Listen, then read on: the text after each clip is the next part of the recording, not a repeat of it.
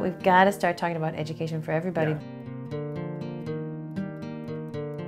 There's this mentality of constant siege, and it's not, when we do our best, we're staying even. Yeah.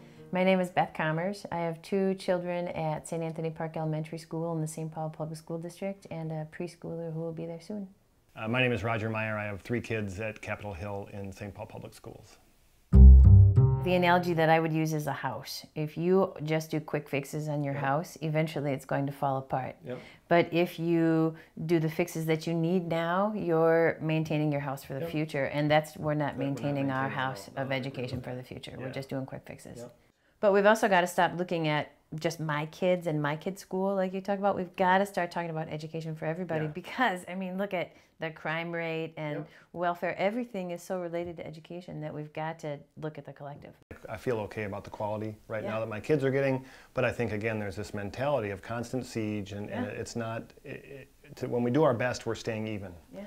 And we're not keeping up with technology advancements in the school. We're not keeping pace to make sure that the kids that come out of the schools are ready for the jobs that are available, maybe not in 2 years, but in 20 years. And we have great schools here, and we're very lucky, but the pinch is just getting tighter and tighter. I mean, they've been closing schools because of funding, and so they're putting more kids in the schools. It's a very complex funding at the state level, and it gets pushed down to the districts to make do the best they can, and it gets pushed down to parents to pick up the slack, and it doesn't seem like a systemic way to make sure that every Minnesotan is concerned about Minnesota kids' education. You know, because there's this tipping point where people start to leave urban schools or leave public school systems, and then it gets worse, and then more people leave, and then it gets worse, and then pretty soon you're at a spot where you don't have a system people can be proud of and want to commit to. I ran into the fundraising chair for the PTO at my children's school, and she told me the other day that she's trying to figure out how to sell it to parents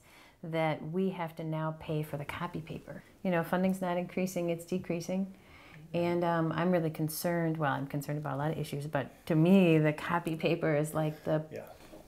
Yep, we had the same issue at our school with giving our kids school supplies, which I understand we got to send our kids prepared, but then also for the last number of years we've always provided the school supply, the classroom supplies as well, Clorox wipes and markers, Kleenex, things like that that should be, I think, built into what a good school should have on hand and be funded adequately enough to have that stuff on hand.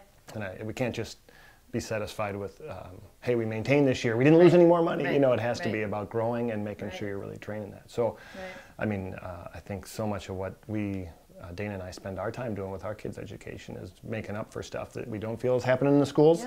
And that takes time and it takes money, and we're doing extracurricular stuff that we're paying for outside of the school that we think is about lifelong learning and stuff. But that should be happening as a part of the system for every kid.